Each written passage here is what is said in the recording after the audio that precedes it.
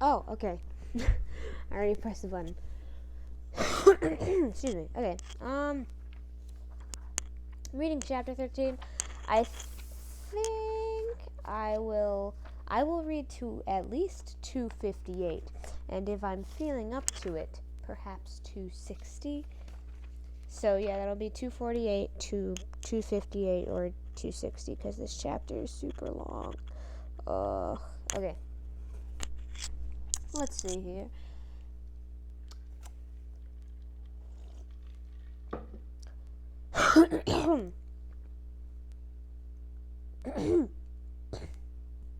Excuse me. Okay. The so-called era of good feelings was never entirely tranquil, but even the illusion of national consensus was shattered by the Panic of 1819 and the Missouri Compromise of 1820. Economic distress and the slavery issue raised the political stakes in the 1820s and 1830s. Vigorous political conflict, once feared, came to be celebrated as necessary for the health of democracy. New political parties emerged. New styles of campaigning took hold. A new chapter opened in the history of American and world politics, as many European societies began haltingly to expand their electorates and broaden democratic practices.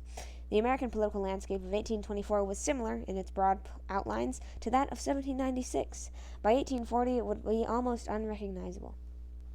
The deference, apathy, and virtually non-existent party organizations of the era of good feelings yielded to the boisterous democracy, frenzied vitality, and strong political parties of the Jacksonian era. The old suspicion of political parties as illegitimate disruptors of society's natural harmony gave way to an acceptance, even a celebration, of the sometimes wild contentiousness of political life. In 1828, an energetic new party, the Democrats, captured the White House. By the 1830s, the Democrats faced an equally vigorous opposition party, the Whigs. This two-party system institutionalized divisions that had vexed the revolutionary generation and came to constitute an important part of the nation's checks and balances on political power.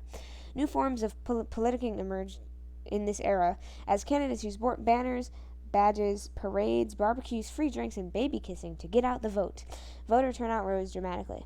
Only about 1/4 of eligible voters cast a ballot in the presidential election of 1824, but that proportion doubled in 1828, and in the election of 1840 it reached 78%. Everywhere people flexed their political muscles. The corrupt bargain of 1824. The last of the old-style elections was marked by the controversial corrupt bargain of 1824. The woods were full of presidential timber as James Monroe, last of the Virginia dynasty, completed his second term. 4 candidates towered above the others. John Quincy Adams of Massachusetts, highly intelligent, experienced, and aloof. Henry Clay of Kentucky, the gallant Harry of the West, William H. Crawford of Georgia, an able though ailing giant of a man, and Andrew Jackson of Tennessee, the gaunt and gusty hero of New Orleans. All 4 rivals professed to be Republicans. Well-organized parties had not yet emerged. Their identities were so fuzzy, in fact, that South Carolina's John C. Calhoun appeared as the vice presidential candidate on both the Adams and Jackson tickets. The results of the noisy campaign were interesting but confusing. Jackson, the war hero, clearly had the strongest personal appeal, especially in the West, where his campaign against the forces of corruption and privilege in government resonated deeply. He polled almost as many popular votes as the next 2 rivals combined, but he failed to win the majority of the electoral vote. In such a deadlock, the House of Representatives, as directed by the 12th Amendment, must choose among the top 3 candidates. Clay was thus eliminated, yet as the Speaker of the House, he presided over the very chamber that had to pick the winner. The influential Clay was in a position to throw the election to the candidate of his choice. He reached to his decision by process of elimination. Crawford, recently felled by a paralytic stroke, was out of the picture. Clay hated the military chieftain Jackson, his arch-rival for the allegiance of the West. Jackson, in turn, bitterly resented Clay's public denunciation of his Florida foray in 1818.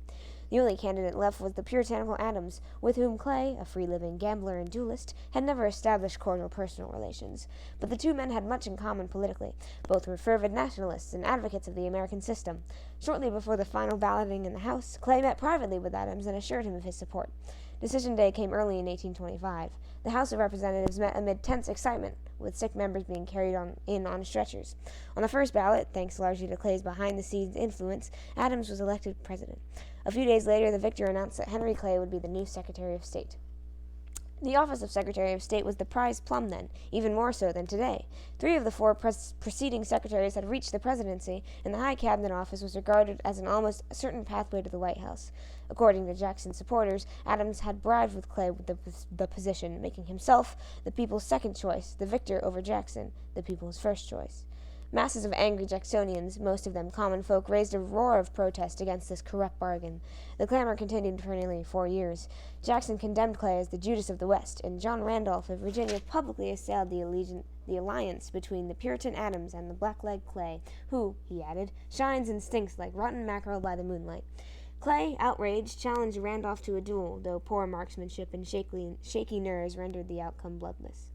No positive evidence has yet been unearthed to prove that Adams and Clay entered into a formal bargain.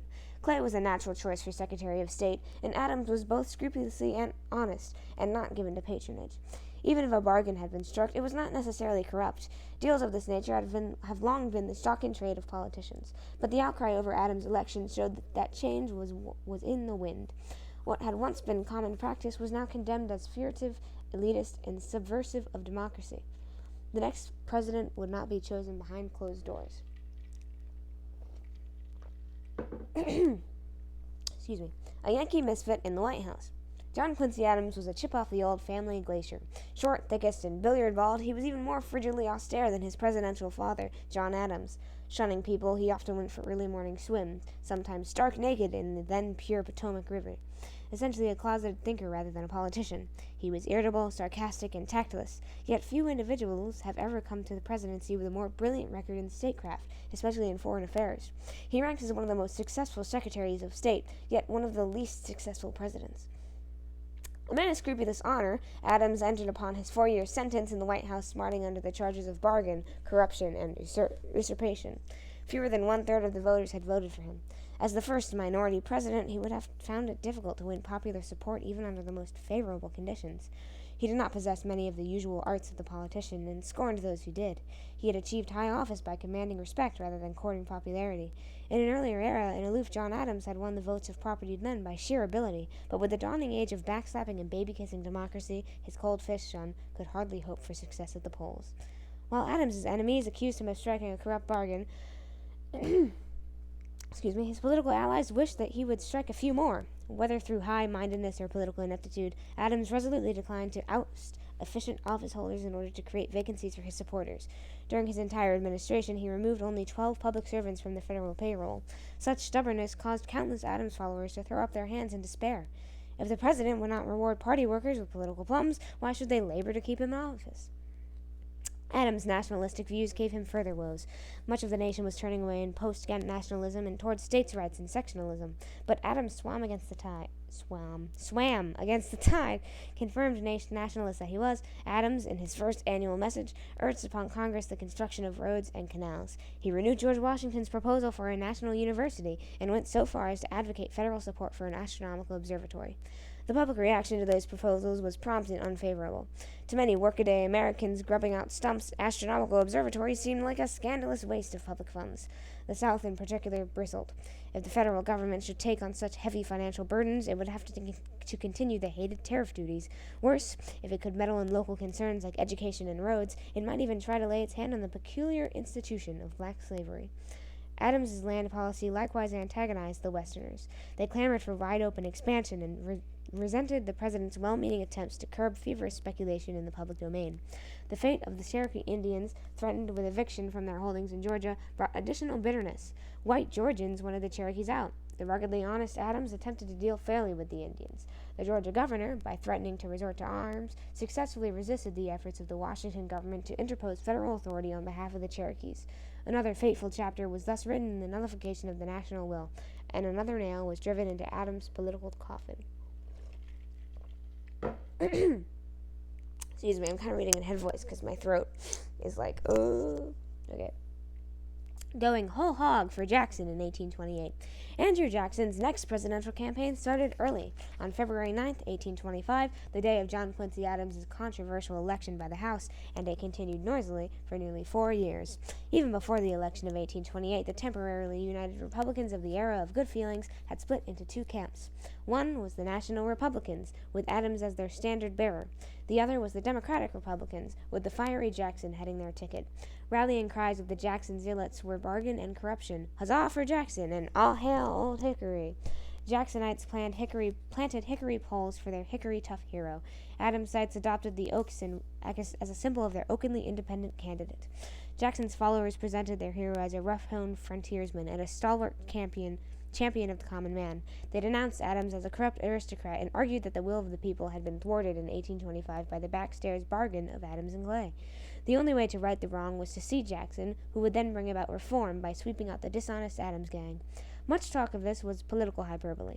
Jackson was no frontier farmer, but a wealthy planter. He had been born in a log cabin and now lived in a luxurious manor off of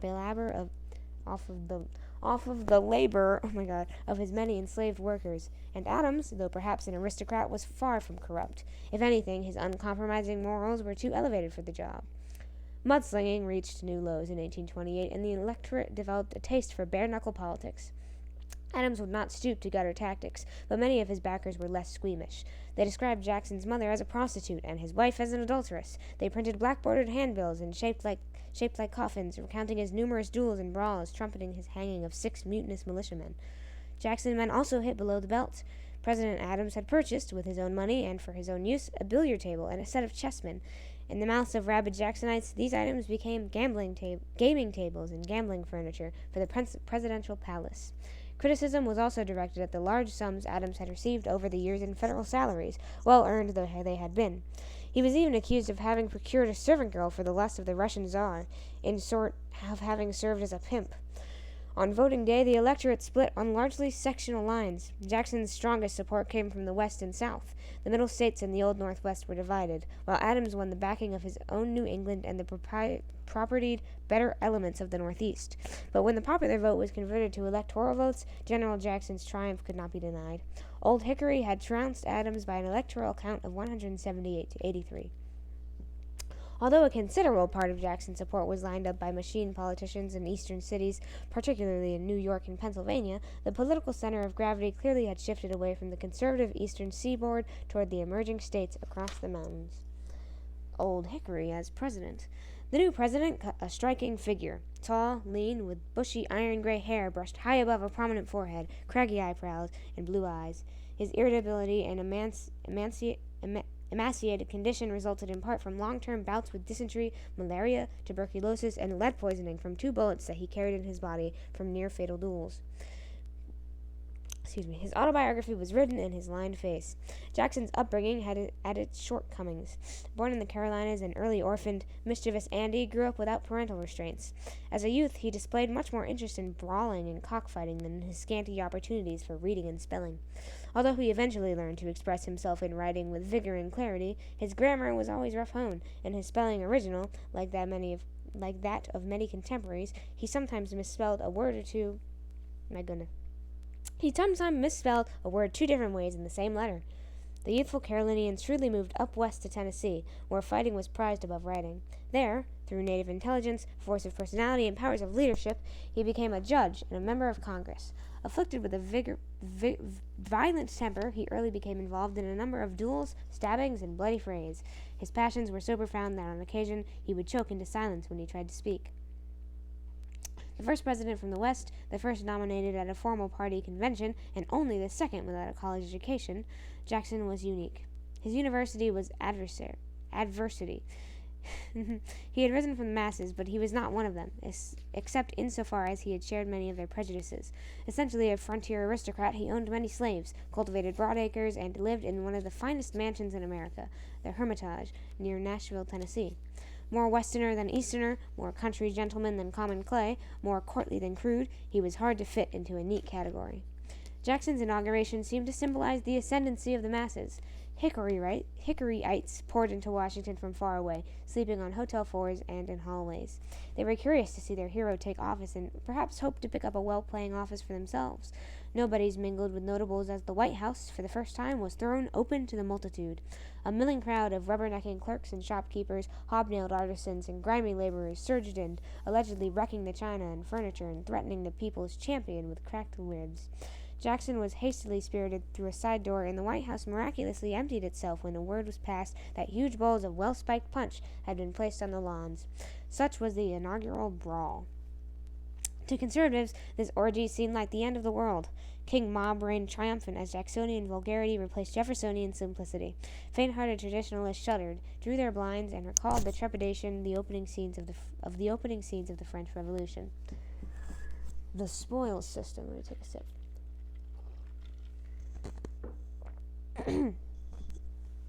The spoils system. Once in power, the Democrats, famously suspicious of the federal government, demonstrated that they were not above striking some bargains of their own. Under Jackson, the spoils system, that is, rewarding political supporters with public office, was introduced into the federal government on a large scale. The basic idea was as old as politics. It came later from the Senator William Marcy's classic remark in 1832, "To the victor belong the spoils of the enemy." The system had already secured a firm hold in New York and Pennsylvania, where there were well-greased machines ladled out the gravy of office.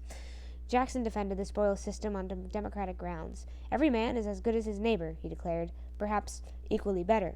As this was believed to be so, and as the routine of office was thought to be simple enough for any upstanding American to learn quickly, why encourage the development of an aristocratic, bureaucratic, office-holding class? Better to bring in new blood, he argued. Each generation deserved its turn at the public trough. Washington was due, it is true, for a house cleaning. No party overturned had occurred since the defeat of the Federalists in 1800, and even that had not produced wholesale evictions. A few office holders, their commissions signed by President Washington, were lingering on into their 80s, drawing breath and salary, but doing little else. But the spoils system was less about finding new blood than about rewarding old cronies. "Throw their rascals out and put our rascals in," the Democrats were essentially saying. The question asked of each appointee were not, "What can he do for this country?" but, "What has he done for the party?" or, "Is he loyal to Jackson?" Scandal inevitability accompanied the new system. Men who had openly bought their posts by campaign contributions were appointed to high office. Illiterates, incompetents, and plain crooks were given positions of public trust. Men on the make lusted for the spoils, rather than the toils, of office. Samuel Swartwout, despite ample warnings of his untrustworthiness, was awarded with the lucrative post of collector of the customs of the port of New York. Nearly 9 years later, he Swartwouted out for England, leaving his accounts more than $1 million short, the first person to steal $1 million from the Washington government.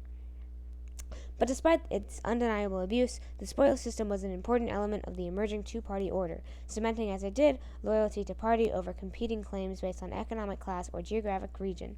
The promise of patronage provided a compelling reason for Americans to pick a party and stick with it through thick and thin. Let me see, is there another page here? Oh, there's so many more pages. Okay. Thinking globally. Alexis de Tocqueville on Democracy in America and Europe. On May 11, 1831, a 26-year-old Frenchman, Alexis de Tocqueville, stepped ashore in New York City and began his faithful acquaintance with Andrew Jackson's America. For 9 months, he visited the cities of Atlantic seaboard from Boston to Washington, trekked west to Detroit, and floated down the Ohio and Mississippi rivers to New Orleans, keenly observing the American scene. 4 years later, he published the first volume of his monumental work, Democracy in America. It remains to this day probably the most insightful analysis of American society ever written, and provides an indispensable starting point for understanding both the nature of modern democracy and the American national character. Tocqueville was born in the French Revolutionary era, and he witnessed the so-called July Revolution in France in 1830, which widened the French electorate. He was following closely the agitation in Britain for a broader, more democratic franchise, which culminated in the Landmark Reform Bill of 1832. He also knew the several independent democratic republics that had blossomed in Latin America as the disruptions of the Napoleonic Wars weakened Spain's imperial grip. Venezuela proclaimed its independence in 1811, Argentina in 1816, Chile in 1818, Mexico and Peru in 1821. Brazil declared its independence from Portugal in 1822, but remained a monarchy until becoming a republic in 1889. Those events convinced him that democracy was the irresistible wave of the future, but he was far less certain about what that democratic future might mean for human happiness, political stability, and social justice. Thus, he studied America to understand Europe's, indeed the world's, fate. "In America, I saw more than America," he wrote. "I sought that there the image of democracy itself. In order to learn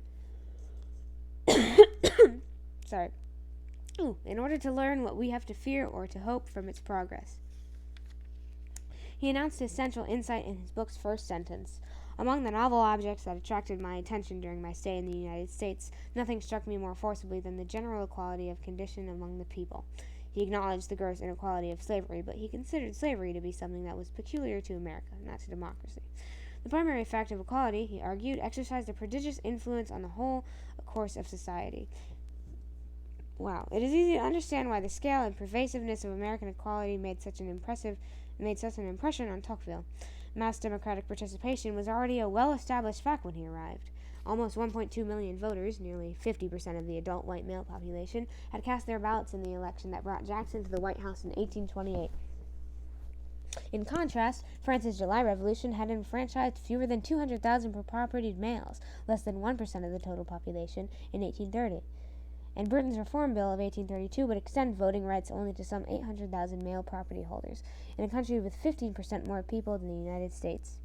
Tocqueville repeatedly remarked on the seething, restless energy that American equality unleashed, and he speculated on two possible futures for the United States. They might be called, respectively, the centripetal and centrifugal scenarios. In the first scenario, Tocqueville thought that the doctrine of equality might breed a suffocating conformity that would eventually invoke the power of the state to enforce a stern and representative consensus, the kind of tyranny of the majority that had worried founders like James Madison. Tocqueville thought he saw signs that such a future was already emerging. I know of no country in which there is so little independence of mind and of real freedom of discussion as in America, he wrote. In the second scenario, equality might foster radical individualism, a word that Tocqueville contained to capture the unique psychology he encountered everywhere in America.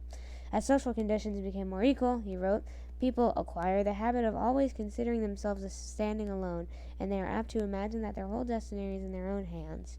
In this case, growing individual loneliness and even social anarchy might define America's future. Democracy makes every man forget his ancestors, Tocqueville wrote. It throws him back forever upon himself alone and threatens in the end to confine him entirely within the solitude of his own heart. Tocqueville noted several factors that mitigated both of those grim prospects and held American democracy in the healthy balance. The absence of hostile countries on its borders, a vigorously free press, robust voluntary associations, especially churches and political parties, and, crucially, habits of the heart, which sustained a sense of civic belonging and responsibility. But Tocqueville raised a troubling question about whether these factors would prove durable. If not, what would be the ultimate fate of democracy? Ironically, today the United States has marked lower rates of political participation than many other countries, especially those in Europe. Can it be that America, the pioneering mass democracy that served as Tocqueville's laboratory and his window on the future, has proved to be less fertile soil for the development of democracy than the old world societies with which he compared it to in the 1830s? I'm going to take a sip. Okay. The tricky tariff of abominations. The touchy tariff issue had been one of John Quincy Adams' biggest headaches. Now Andrew Jackson felt his predecessor's pain. Tariffs protected American industry against competition from European manufactured goods, but they also drove up prices for all Americans and invited retaliatory tariffs on American agricultural exports abroad. The Middle States had long been supporters of protectionist tariffs. In the 1820s, influential New Englanders like Daniel Webster gave up their traditional defense of free trade to support their higher tariffs, too. The wool and textile industries were booming, and forward-thinking Yankees came to believe that their future prosperity would flow from the factory rather than from the sea. In 1824, Congress had increased the general tariff significantly, but wool manufacturers waited for still higher barriers. Ardent Jacksonites now played a cynical political game. They promoted a high tariff bill, expecting to be defeated, which would give the black eye to President Adams. To their surprise, the tariff passed in 1828, and Andrew Jackson inherited the political hot potato. Southerners, as heavy consumers of manufactured goods with little manufacturing industry of their own, were hostile to affairs. They were told particularly shocked by what they regarded as outrageous rates of the tariff of 1828. Hotheads branded it to be the Black Tariff, or the Tariff of Abominations. Several southern states adopted formal protests. In South Carolina, flags were lowered to half-mast. "Let the New England beware how she imitates the old," cried one eloquent South Carolinian. Why did the South react so angrily against the tariff? Southerners believed, not illogically, that the Yankee tariff discriminated against them. The bustling Northeast was experiencing a boom in manufacturing. The developing West was prospering from rising property values and a multiplying population, and the energetic Southwest was expanding into virgin cotton lands. But the Old South was falling on hard times, and the tariff provided a convenient and plausible scapegoat. Southerners sold their cotton and other farm produce into a world market completely unprotected by tariffs, but were forced to buy their manufactured goods in an American market heavily protected by the tariffs. Protectionism protected Yankee and mid-die state manufacturers. The farmers and plantees of the Old South felt they were stuck with the bill. But much deeper issues were underlay the Southern outcry. In particular, a growing anxiety about possible federal interference with the institution of slavery. The congressional debate on the Missouri Compromise had kindled those anxieties, and they were further fanned by an aborted slave rebellion in Charleston in 1822, led by a free black man named Denmark Vesey. The South Carolinians, still closely tied to the British West Indies, also knew full well that their slave-owning West Indian cousins were feeling the mounting pressure of British abolitionism on the London,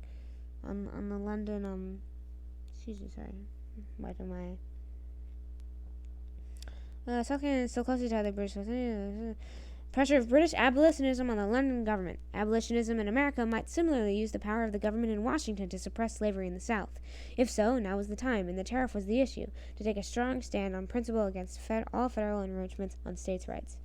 South Carolinians took the lead in protesting against the tariff of abominations. Their legislature went so far as to publish in 1828, though without formal endorsement, a pamphlet known as the South Carolina Exposition. It had been secretly written by John C. Calhoun, one of the few top political theorists ever produced by America. As vice president, he was forced to conceal his authorship. The exposition denounced the recent tariff as unjust and unconstitutional. Going a stride beyond the Virginia and Kentucky resolutions of 1798, it bluntly and explicitly proposed that the states should nullify the tariff, that is, they should declare it null and void within their borders. Okay, I think I'm only going to read the 260. So I'm really...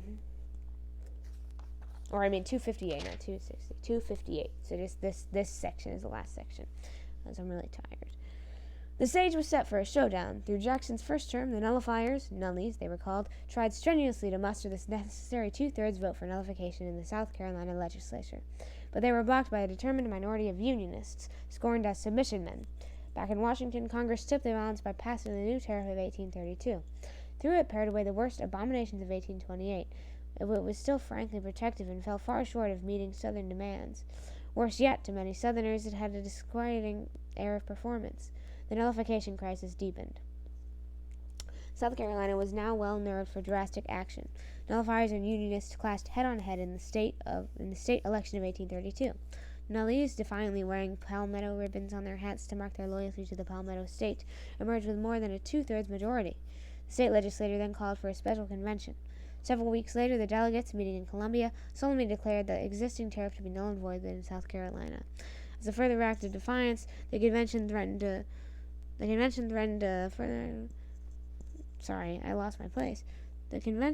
to take South Carolina out of the Union if Washington attempted to collect customs duties by force. Such tactics might have intimidated John Quincy Adams, but Andrew Jackson was the wrong president to stare down. The cantankerous general was not a die-hard supporter of the tariff, but he would not permit defiance or disunion. His military instincts rasped. Jackson privately threatened to invade the state and have the nullifiers hanged.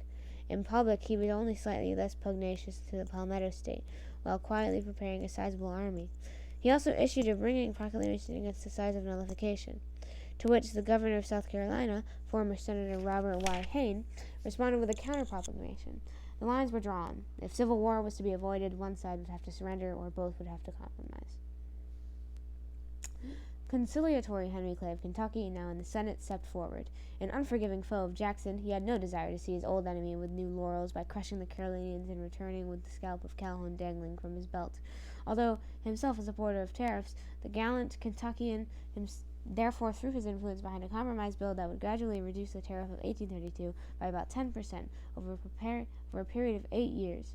By 1842, the rates would be back at the mildly protective level of 1816. The compromise tariff of 1833 finally squeezed through Congress. Debate was bitter, with most of the opposition naturally coming from the protectionist New England and Middle states. Calhoun in the South favored the compromise, so it was evident that Jackson would not have to use firearms and rope. At the same time, and partly as a face-saving device, Congress passed the Force Bill, known among Carolinians as the Bloody Bill. It authorized the president to use the Army and Navy, if necessary, to collect federal tariff duties. South Carolinians welcomed this opportunity to extricate themselves from a dangerously tight corner without loss of face. To the consternation of the Calhounites, no other southern state had sprung to their support. I keep losing my spot. though Georgia and Virginia toyed with the idea. Moreover, an appreciable Unionist minority within South Carolina was gathering guns, organizing militias, and nailing stars and stripes to flagpoles. Faced with civil war within and from invasion from without, the Columbia Convention met again and repealed the Ordinance of Nullification.